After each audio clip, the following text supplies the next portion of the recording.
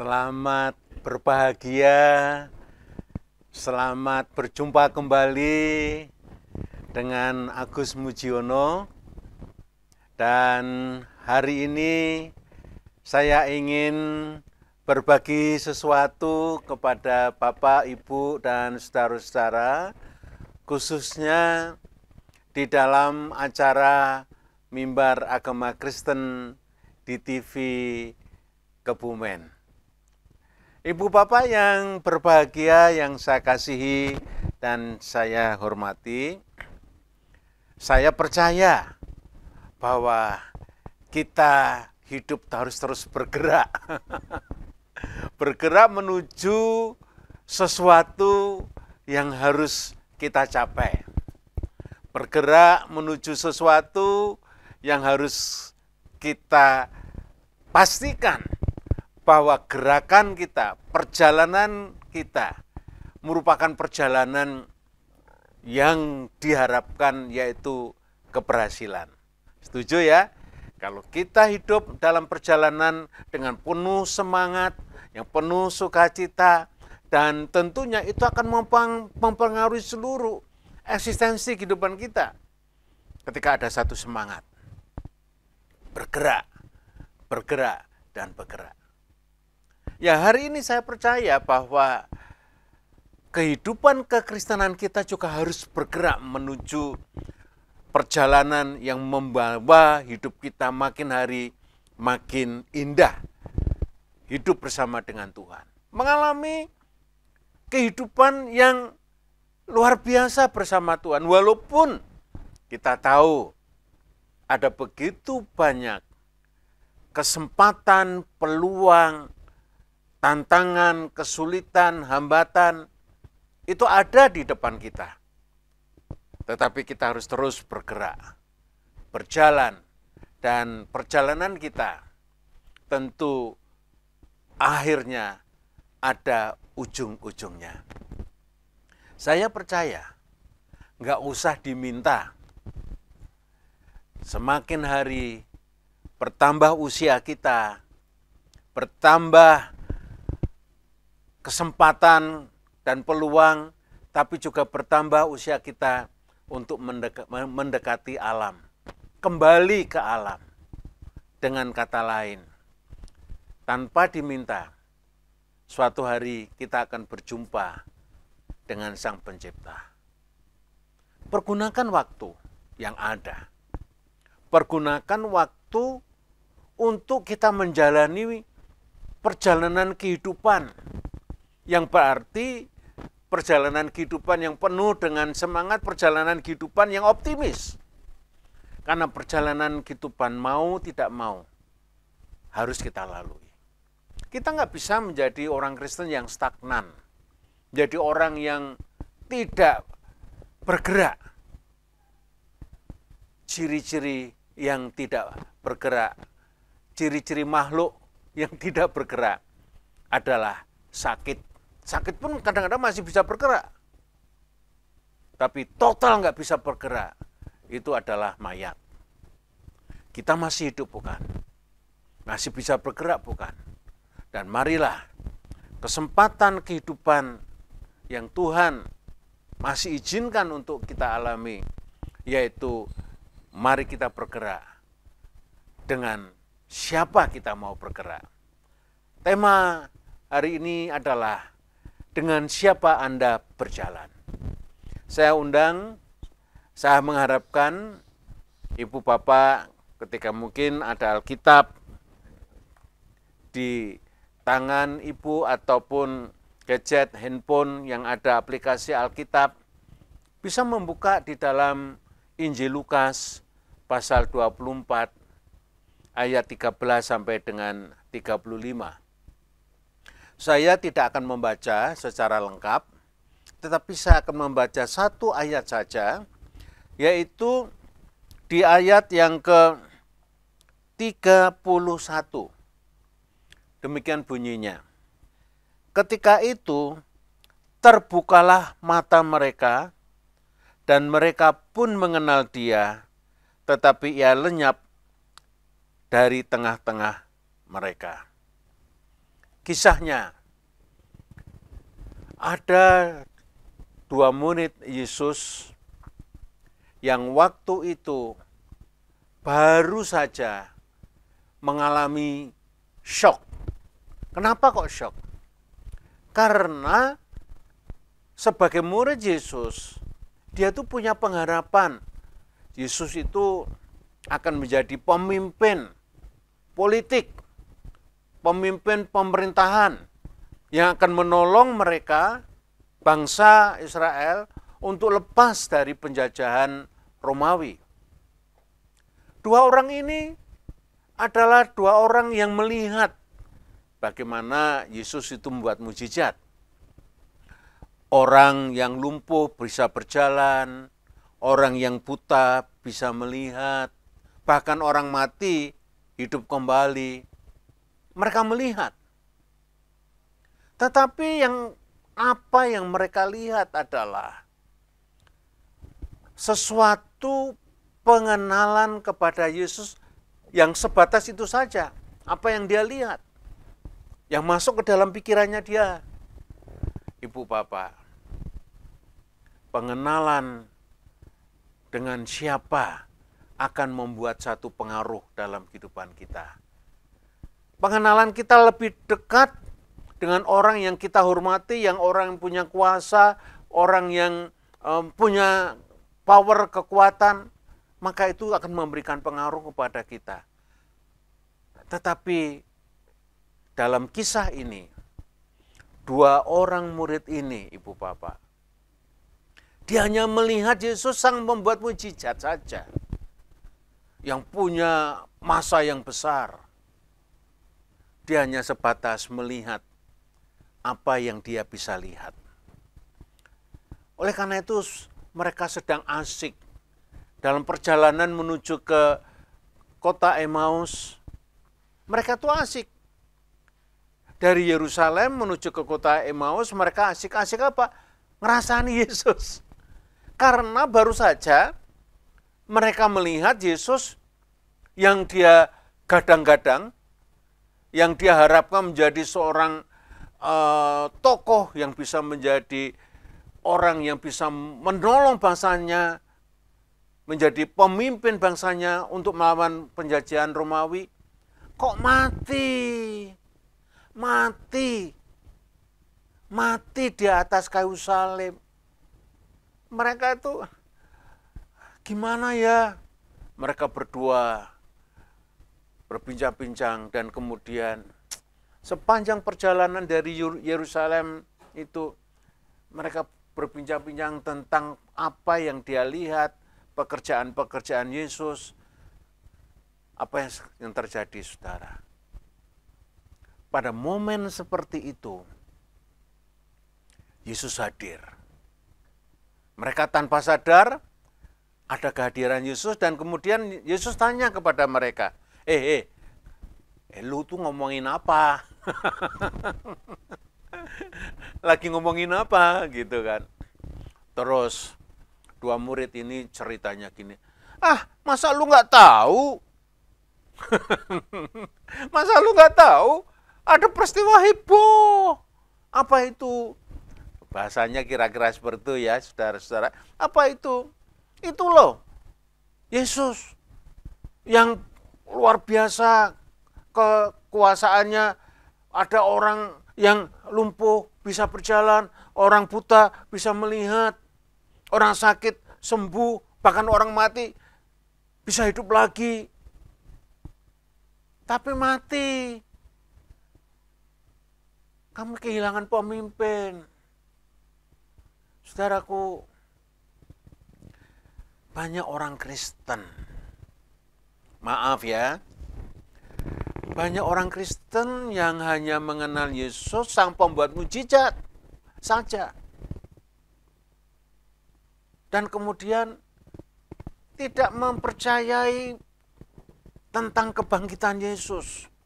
Oh ya, Yesus bangkit, diperingati, begitu aja. Tetapi kuasa kebangkitannya mereka belum mengalami, belum mempercayai.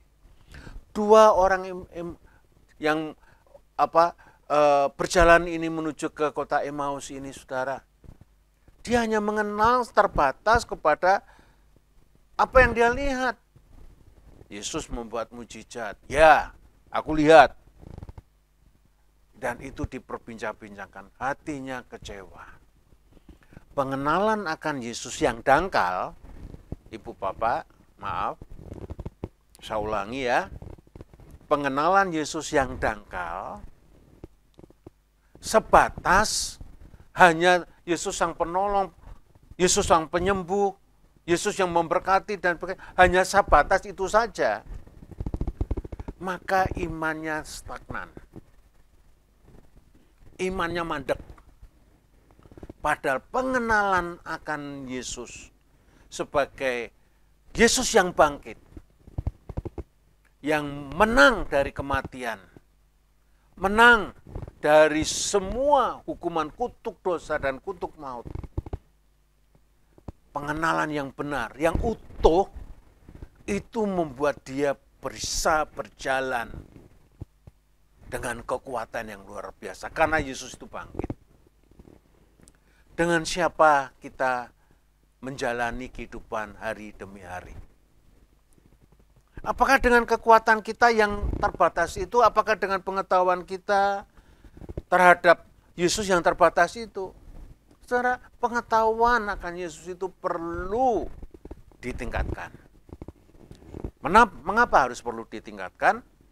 Karena pengenalan itu akan memberikan dampak yang besar pada waktu kita mengambil perencanaan. Pada waktu kita mengambil keputusan-keputusan yang sulit. Pada waktu kita ada di persimpangan jalan, mau pilih mana ya, yang ini atau yang itu. Saudara-saudara, pengenalan akan Yesus yang utuh, bahwa dia sudah mati di atas kayu salib menggantikan seluruh dosa, kenajisan hidup kita, kekotoran hidup kita. Hukuman itu sudah selesai, tetelestai dengan sempurna. Dan kemudian Yesus itu bangkit. Nah, kebangkitan ini adalah satu sorak-sorai kemenangan yang luar biasa.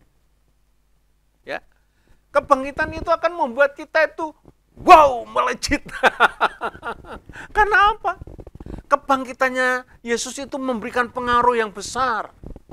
Pada waktu kita melangkah, pada waktu kita berjalan, pada waktu kita membuat keputusan-keputusan, pada waktu kita mengalami masa yang amat sulit, teramat sulit, tetapi menikmati kehadiran Tuhan Yesus dalam hidup kita yang bangkit itu, maka kita akan memandang persoalan yang paling pelik, yang semrawut, wangel banget, bisa diudari.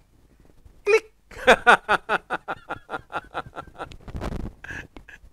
Karena Yesus. Itulah sebabnya pada waktu Yesus berjalan dengan muridnya ini, yang muridnya tuh nggak sadar bahwa itu Yesus. Muridnya ini dua orang ini sedang ngerasani Yesus. Dia nggak tahu yang dirasani itu ada di sampingnya, berjalan bersama dia nggak tahu. Tuhan nggak tinggal diam. Tuhan dengan hati yang penuh kasih menceritakan kembali siapakah Sang Mesias yang sudah tercatat di kitab para nabi-nabi, bahwa Sang Mesias, Sang Juru Selamat, itu harus mengalami penderitaan yang kudus, menanggung beban dan dosa manusia. Yang mulia merendahkan diri menjadi manusia yang bersahaja. Yang maha kuasa menjadi manusia yang biasa, sama seperti ibu, bapak, saudara-saudara sekalian, seperti saya. Agar sebagai manusia yang sejati, Kalau dicubit ya loro, Pak. Bu. Itu manusia sejati. Tetapi dia kudus. Tidak ada potensi dosa. Kekudusannya adalah absolut, mutlak. Karena datang dari surga. Dan manusia yang sejati ini bisa mati ketika ditusuk dengan tombak. Ketika dicambuk, keluar darah. Darah beneran. Penderitaannya luar biasa, menggantikan penderitaan dosa-dosa kita. Ibu bapak yang dikasihi Tuhan, tetapi karena dia datang dari surga, menjadi manusia, dan dia bangkit dari kematian, dan naik ke surga. Yesus yang mana yang ibu bapak kenal? Sejauh manakah bapak ibu saudara-saudara mengenal Yesus? Yesus yang mana? Yesus yang mati dan Yesus yang bangkit. Dan kepadanya dia juga memberikan janji, barang siapa percaya kepadanya tidak binasa, melainkan beroleh hidup yang kekal. Hidup bersama-sama, seterusnya bersama dengan Allah. Itulah Yesus yang harus diberitakan secara utuh dan sempurna. Dan Yesus itulah yang mengasihi ibu, mengasihi kakek, bapak, adik-adik, saudara-saudara, mas-mas, mbak-mbak, tante, om. Dan Yesus yang hidup inilah memberitahu kepada dua muridnya ini dan menceritakan tentang Sang Mesias ini yang diceritakan oleh para nabi-nabi. Dan ketika Yesus menceritakan ini, dua orang ini hatinya ikut bergetar. Ibu bapak yang dikasihi Tuhan, dalam perjalanan mereka bertiga, ya, sampai pada menjelang malam, kemudian Yesus dipaksa untuk nginep di sini ya, itu kisahnya. Dan kemudian Yesus mau datang dan mau duduk masuk rumah, ya. Dia nggak sakit hati, nggak dikenal, nggak sakit hati, nggak dikenal, nggak sakit hati. Dan kemudian apa? Kemudian ketika mereka duduk, kemudian Yesus waktu ia duduk makan dengan mereka, Yesus mengambil roti, mengucap berkat, lalu memecah-mecahkannya dan memberikan kepada mereka. Kisah peristiwa itu membuat dua orang ini sadar siapa pribadi agung yang berdiri, yang duduk bersama dengan mereka. Terbukalah mata mereka. Sebelumnya, mata mereka itu tertutup. Tidak tahu. Karena terbatas. Pengenalan yang terbatas membuat mereka tertutup. Tidak tahu bahwa Yesus itu sedang berjalan bersama dengan mereka. Di gambaran ini, ya, saya mohon ditayangkan. Banyak orang itu menilai ukuran-ukuran duniawi yang menguasai pikiran mereka, menguasai tindakan mereka. Tidak menyadari bahwa Yesus itu ada dalam kondisi-kondisi yang sulit. Ukuran nilai-nilai duniawi. Wah, apa wae iso yen ana duwite. Itu ukuran-ukuran duniawi. Apa wae iso. Loh, duit, uang perlu. Tapi bukan segala-galanya loh Bapak Ibu. Ada kuasa yang lebih besar. yaitu kehadiran Tuhan yang dapat menyelesaikan permasalahan tanpa uang. Karena mujizat-mujizat terjadi bukan bersumber dari pengetahuan dan pengalaman manusia saja, tapi ada kekuatan jauh lebih tinggi, yaitu kekuatan Tuhan, kekuatan surga yang akan mendampingi setiap orang yang percaya kepada Yesus, yang akan menyertai setiap orang yang percaya pada Yesus, yang akan menolong dan membuat perubahan. Jadilah kita menjadi orang-orang yang mengalami membalikkan keadaan. Pada waktu roti dipecah-pecahkan oleh Yesus dan mengucap syukur bahwa semua berasal dari Tuhan dan pengalaman bersama dengan Tuhan itu merupakan pengalaman yang indah. Dan kemudian ketika roti itu dibagikan, mata mereka itu terbuka, mata rohani terbuka, sekaligus juga mata jasmani mereka terbuka untuk melihat Yesus. Seringkali kita dibutakan dengan masalah-masalah. Aduh, piye to yo? Gitu. Dan saudaraku yang dikasihi Tuhan, kita percaya bahwa ketika kita meletakkan kuasa Tuhan yang besar, masalah-masalah itu bisa teratasi. Ketika murid-murid itu melihat Yesus yang dibicarakan itu ada di depan dia, maka mereka dipulihkan imannya, dipulihkan pengenalannya akan Tuhan. Dan mereka mengalami kemenangan. Dan saat itu juga Yesus lenyap. Semangat baru muncul. Ketika mata rohani itu dibukakan, semangat baru itu muncul. Ketika mata rohani itu terbuka lebar-lebar. Sebetulnya kan capek ya. Baru saja dalam perjalanan yang jauh, mungkin seharian,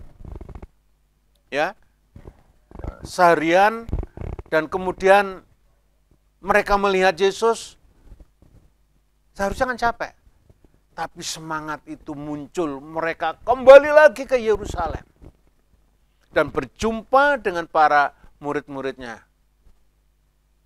Dan mereka menceritakan tentang Yesus yang bangkit. Nah, Ibu Bapak, mata ini penting. Mata ini, ketika mata ini terbuka, mata yang dipenuhi dengan kemuliaan Tuhan, maka mata ini dapat merasakan kehadiran Tuhan, dan mata ini akan bisa menilai mana yang kudus dan mana yang tidak kudus. Saudaraku yang dikasihi Tuhan, saya percaya setiap kita, kalau mata kita dipenuhi dengan kemuliaan Tuhan, maka pikiran kita akan mulia. Ya, mohon ditampilkan ya, mata yang dipenuhi dengan Kristus. Ibu Bapak yang dikasihi Tuhan, mata yang tertuju kepada Kristus, yang tersalib, merupakan satu kekuatan yang luar biasa. Pengenalan kita di dalam Tuhan akan membuat kita semangat. Saya punya cerita, saudara-saudara, dan ini kisah nyata. Sudah lama saya menjadi orang Kristen.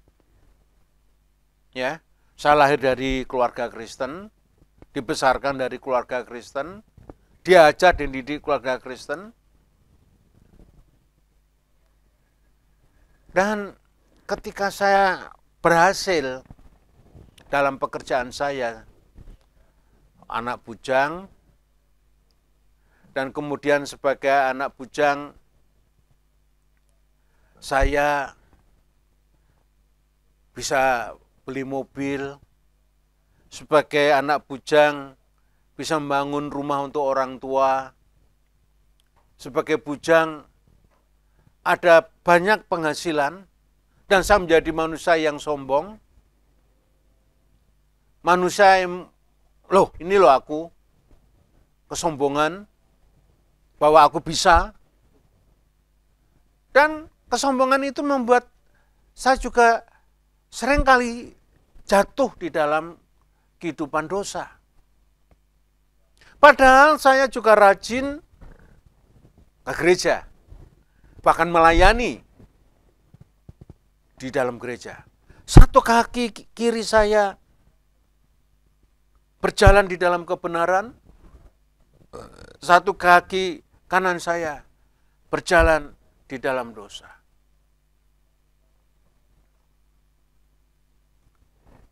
Ujung-ujungnya pasti perjalanan hidup saya itu hancur. Perjalanan hidup saya itu mengecewakan. Sampai pada satu titik, Bapak, Ibu, saudara-saudara, ketika mentok saya mengalami masalah yang besar, saya sadar, saya sombong, saya sadar, saya hanya tahu tentang Tuhan, tetapi saya tidak hidup di dalam Tuhan. Saya tertutup mata saya kepada kebenaran yang hakiki, kebenaran yang absolut. Yesus mengatakan, akulah jalan dan kebenaran dan hidup. Tidak ada seorang pun yang bisa datang kepada Bapa kalau tidak melalui aku. Itu saya hafal. Tetapi saya tidak hidup di dalam Tuhan. Akhirnya, ketika saya mengalami peristiwa yang berat dalam kehidupan saya, dan saya disadarkan, saya terima janji firman Tuhan. Dalam 1 Yohanes 1 ayat 9, jika engkau mengaku dosamu, Allah itu setia dan adil, dan akan mengampunimu dan menyucikan dari segala kejahatan. Saat itu saya sadar bahwa saya orang berdosa, saya membutuhkan Tuhan. Dalam Wahyu 3 ayat 20 mengatakan bahwa, lihat aku berdiri di buka pintu dan mengetuk. Jika ada orang yang datang kepadaku dan membukakan pintu, Yesus berjanji, aku akan masuk mendapatkannya, aku akan makan bersama-sama dengan dia, dan dia akan makan bersama-sama dengan aku. Ibu bapak yang dikasihi Tuhan. Pada waktu aku mempercayai janji firman Tuhan, kalau saya merendahkan diri, merendahkan hati saya di hadapan Tuhan, dan percaya kepada Tuhan, saya menerima dia sebagai Tuhan dan Juru Selamat saya secara pribadi, saya ingat kisah yang bersejarah itu, yaitu tanggal 26 Februari 1984. Di suatu acara anak-anak muda, ketika memuji Tuhan, haleluya, haleluya, 12 kali, saya nangis, sadar, selama ini mata saya tertutup, saya berjalan dengan kekuatan saya sendiri, saya sadar, saya nangis, saya minta ampun. Dan pada waktu itu, saudara, ketika saya menyadari bahwa saya adalah orang sombong yang membutuhkan Tuhan, dan kemudian saya mengaku dosa, minta pengampunan, dan percaya pengampunan itu terjadi. Pelong, belum pernah sepanjang hidup saya mengalami kebahagiaan. Pelong, lebih daripada apa yang saya pikirkan, rasanya damai sekali. Saya nangis, Tuhan terima kasih. Aku orang berdosa, Aku yang berdosa ini diampuni dosa-dosaku. Aduh, nggak bisa dibayangkan kebahagiaan itu ketika saya percaya aku diampuni dosa-dosaku. Saudaraku yang dikasihi Tuhan.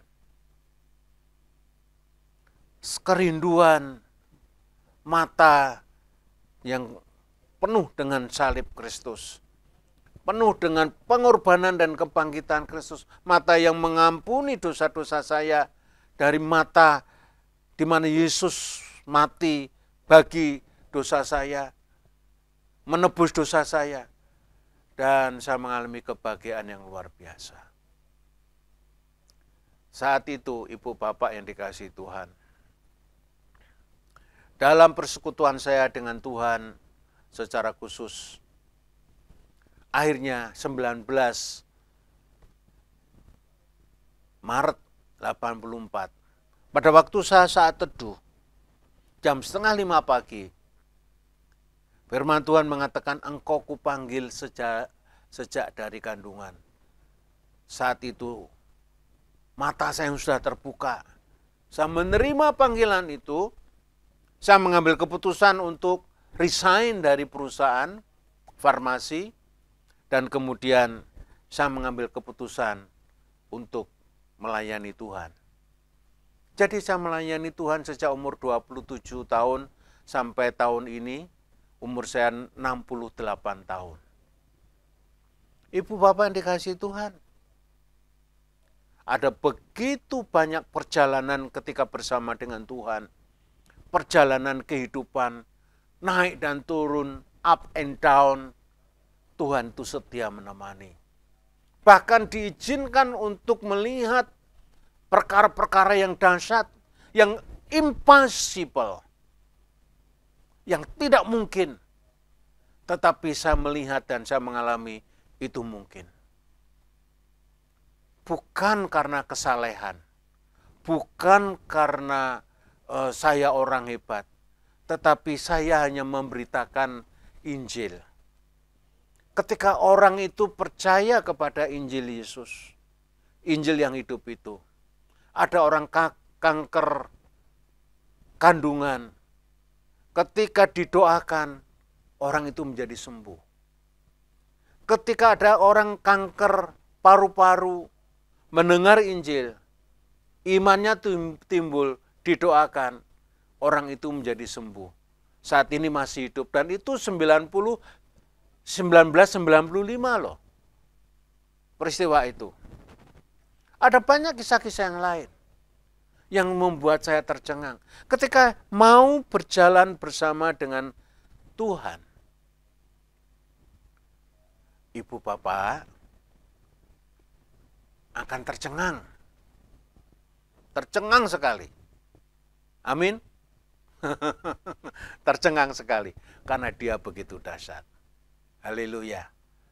Hari ini saya ingin mendoakan ibu bapak bisa melihat dalam satu tayangan di bawah ini, yaitu nomor saya 0813 2261 0016. Saya bersedia. Silakan WhatsApp, kirim email kepada saya. Nama saya Agus Mujiono kecil semuanya, kemudian @gmail, dan saya akan bersama-sama dengan ibu bapak untuk mengalami kuasa Tuhan, ya, untuk mengalami anugerah Tuhan, untuk berjalan bersama dengan Tuhan, untuk mengalami kemenangan bersama Tuhan. Saya ingin berdoa untuk ibu bapak sekalian. Ya, ayo kita membuka hati. Saya mengajak ibu bapak datang kepada Tuhan Yesus dan percaya. Dengan mendengar pemberitaan firman Tuhan pada hari ini, maka ketika dipercayai, mata rohani ibu bapak akan terbuka. Dan ketika mata rohani terbuka, akan mengalami hal-hal yang indah, penuh dengan sukacita, damai sejahtera, walaupun ada tantangan, walaupun ada kesulitan. Mari kita berdoa. Bapa di surga, Tuhan tahu para pemirsa yang mendengarkan firman Tuhan, yang mempercayai firman Tuhan, dan mau menyerahkan hidupnya kepada Tuhan. Saya berdoa kiranya anugerah-Mu yang melimpah-limpah turun ke atas mereka, dan Tuhan akan menolong mereka. Mereka tercengang karena iman menjadi kenyataan karena kemurahan Tuhan. Yang sakit disembuhkan di dalam nama Tuhan Yesus. Yang putus asa akan diberikan pengharapan baru dalam nama Tuhan Yesus. Yang punya masalah berat dalam rumah tangga akan mengalami kemenangan dan jalan keluar yang penuh sukacita dan damai sejahtera. Apapun masalah yang sedang anak-anakmu, putra-putramu, para pemirsa alami, kiranya Tuhan menolong. Tuhan memberkati, dan supaya mereka melihat kemuliaan Tuhan. Terima kasih Bapa, kami berdoa dengan satu nama yang dahsyat, yang berkuasa penuh, Tuhan Yesus Kristus. Haleluya. Amin. Tuhan memberkati Bapak Ibu semuanya.